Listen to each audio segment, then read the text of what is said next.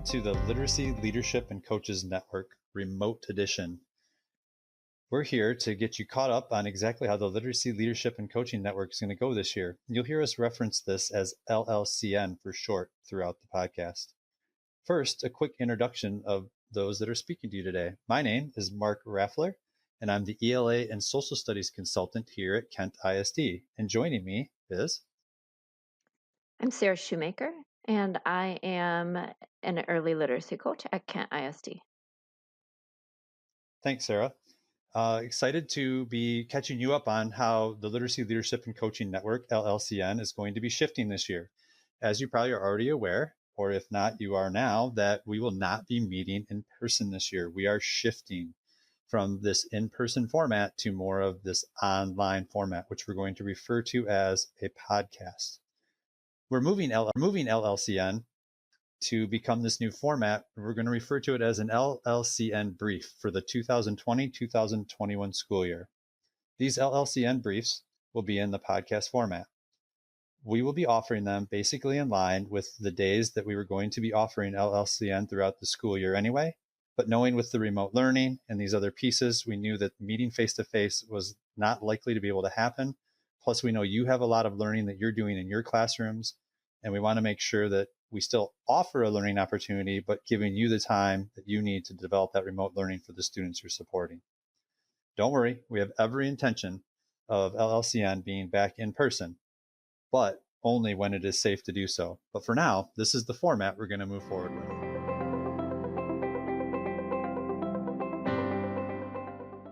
Okay, so glad to be able to bring you a little bit on the introduction of what our podcast is going to be about. So for more on the format for LLCN 2020-2021, I'm going to turn it over to Sarah. Thanks, Mark. This year for LLCN, we will be offering podcasts. These will be available in your favorite podcast formats, such as Spotify, Apple, Google, Overcast, and more. The podcast will be available to anyone who might be interested in listening, such as literacy coaches, leaders, teachers, principals. There is no registration required to access the podcast, or no registration required for LLCN this year. The podcast will offer some general information that you might find useful about our offerings at Kent ISD or the Literacy Coaches Network, as well as some additional learning briefs. The normal general information will be specifically around literacy topics. After this LLCN brief today, our future podcast will focus on learning around topics you have chosen. So things that you want to hear more about or questions you might have. Today, we're going to model this learning time around two topics we have chosen for this first session. In order to get topics of interest to you, we are going to ask you to help us by filling out a Google form. So if you have a question related to literacy or a topic you would like to see covered in future podcasts, please visit bit.ly/LLCN topics. The LLCN in the bit.ly should be uppercase and topics is all lowercase. Again, bit.ly/LLCN topics. While we're not able to connect with you in person this year, we are excited to have this podcast method of continuing our learning, and we look forward to gathering your ideas around topics of interest. To get us started today, we have chosen the first two topics. We will be exploring assessment mindset and remote learning.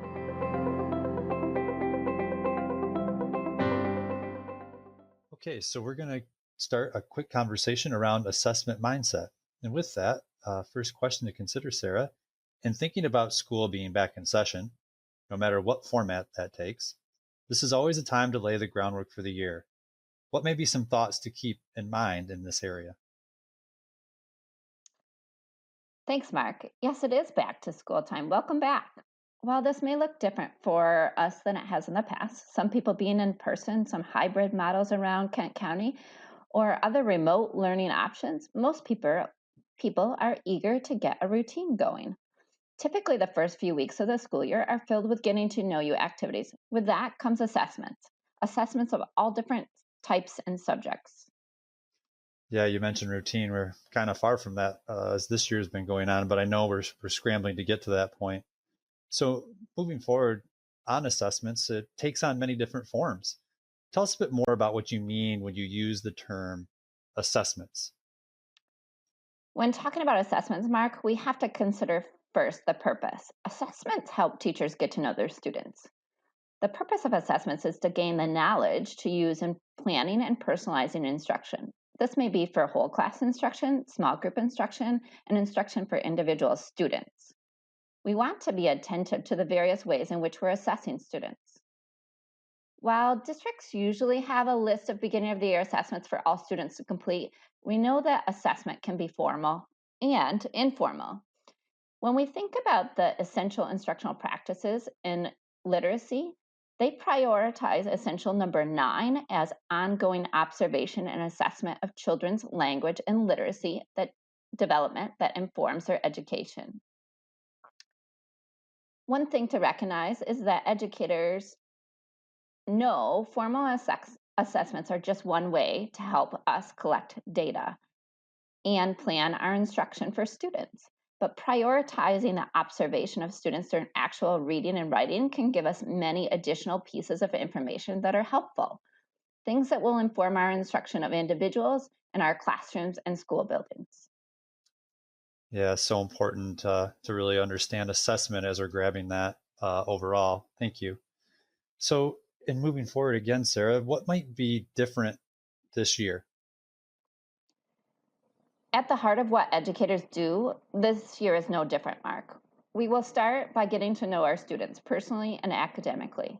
While there may be a bit of increased concern about assessments in the time of a pandemic, teachers are masters at being in tune with their student needs. As educators, simply need to remind ourselves that our mindset will shape the perception of our students, their parents, our colleagues, and the entire school year. If we work to frame our mindset positively, we're more likely to experience positive outcomes. There's lots of scientific research that speaks to the effects of positive thinking. I'll put a quick read in the show notes for those that might be interested in learning more about positive thinking. Well, I'm glad to hear you say assessment doesn't have to be different, but obviously there are some components. But I like how you help settle down how my thinking might even have been around assessment, what that'll look like. So, as a last final follow-up question, what are some key takeaways for the educators that are listening to help them remember during this time, as we're getting things going in regards to assessment? I think there's three key takeaways, Mark. Teachers, as they always do, need to meet students where they are. That's of utmost importance. As in most school years, the school year will be no different. You will have students that will need extra academic support, students that fall in the middle of the grade level expectation, just where they should be, and students that are above that. Your classroom is going to be filled with students that fall along the spectrum as they do in any year.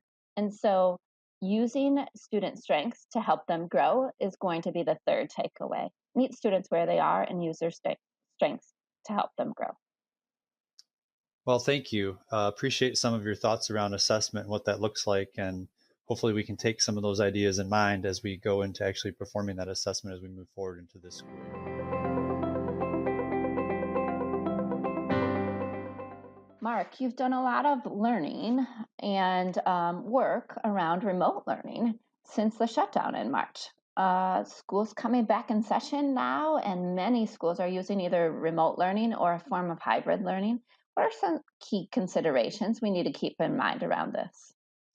Yeah, Sarah, thanks for setting that up. And key considerations. Well, the first thing I think we need to keep in mind is remote learning is alive and well in districts across our county. There are many variations of what that remote learning looks like. And I think the biggest thing to keep in mind is remote learning is not a new method of delivering instruction. It's just not one that has been implemented to the degree it is being implemented today due to the COVID-19 pandemic. Obviously, with the pandemic is coming a lot of different variations on it and what it looks like. So I think a lot of times too, we think of remote learning as being strictly virtual. But again, there's many variations to that that are out there. Maybe the biggest thing though to consider is to be patient. Move slowly and intentionally as all the parties involved, students, parents, teachers, and all educators are getting comfortable with this adjusted method of delivering instruction. Thanks, Mark. I know that it can feel like a shift. And so we have to think about what are the resources out there. Do you have resources that can help support remote learning? Where can we find those? Yeah, so especially in the spring when the first beginning closure of schools was occurring and we started looking at continuing education after that initial closure, at the Ken ISD, we've been working very hard on finding the resources out there, both research based and otherwise, to support that remote learning instruction.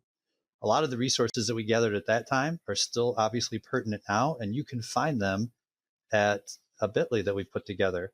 Again, this will also be included in the show notes, but that URL is bit.ly/Kent ISD remote learning, and that's bit.ly/Kent ISD remote learning, which is all lowercase and no spaces. And that should get you there. But again, that'll be in the show notes as well. So when you get to this website, you're going to find information and research on 4 key components of remote learning. You're going to find it around communication, digital access, feedback, and engagement. Now, those might not be all inclusive, but those are 4 components that we found to have really a big impact on making a difference in remote learning. For each of those topics at this website, you can dive deeper into key ideas, some discussions that have occurred, and examples to consider around each of those components. There's also a convenient infographic that's been put together that clearly and concisely highlights those key ideas of each of those components that you might select or consider and go into deeper to get a better understanding around remote learning. Mark, when we think about those 4 components communication, digital access, feedback, and engagement is there one component of remote learning that should be considered more than another? Sarah, that's a great question. But honestly, we've only focused on 4 components of remote learning in this resource. There are more to consider, but these 4 are a good starting point. And they really are selected in a way to also build upon one another. So you might find that of the components we listed, that one makes sense to start with. And then as you get more complex or further into the remote learning, you'll start delving into those other topics. But overall, these 4 really are key to that very positive remote learning experience overall. So all of them are important and none really stands out over the others as long as we're encompassing all 4. As I look at these resources, what do I need to keep in mind to best utilize them, Mark? Great. So as you're delving into them, let's just take a quick example and look at one component. Let's start with feedback. I'm sure at this point in the year, as you've been working with your students, that you're looking to provide the students with feedback. You want to let them know where they are and performing, and you want to keep them engaged in the remote learning work. So again, at our bit.ly, which is bit.ly/Kent ISD remote learning, and there's no caps and no spaces in that. We have those posts. And in the post specifically on feedback, we talk about the key ideas of feedback. Those key ideas include the feedback being aligned to a goal, the feedback being frequent and consistent, the feedback being timely, and the feedback ensuring that it's specific and actionable. And finally, you want to make sure it's balanced and sincere feedback. The research that we did around the work shows that those elements, all 5 of them, around just feedback alone, encourage clear and explicit information to the student. And the formula for success in any educational setting is providing instruction plus feedback equals greater learning for students. And you probably didn't think you'd get a math problem here in the literacy LLCN brief, but instruction plus that feedback definitely earns greater learning for all students. And this is something I believe that we all want. We certainly do want that, Mark, and I did not expect a math problem in the LLCN brief today. As we close out this segment, what else should we keep in mind around this resource and remote learning? So as you look into these resources on remote learning, also know that we've included examples. because it's one thing to talk about it, but it's another thing to see an example of it and see what it looks like. So we included examples to show a model of what the key ideas might look like in actual practice. And finally, to help with organization, don't forget, we have included some infographics. We have an infographic for each of the 4 components, and they're to be used as a quick reference. And it has concepts with more concise language on all those components that we've discussed around remote learning, which again are communication, digital access, feedback, and engagement.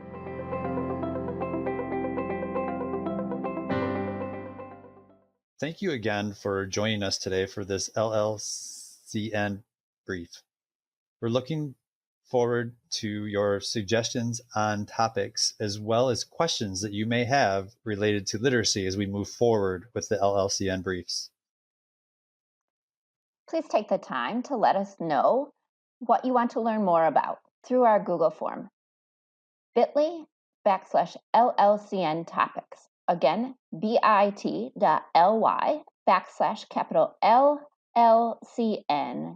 lowercase topics, no space. We look forward to connecting with you again in the near future.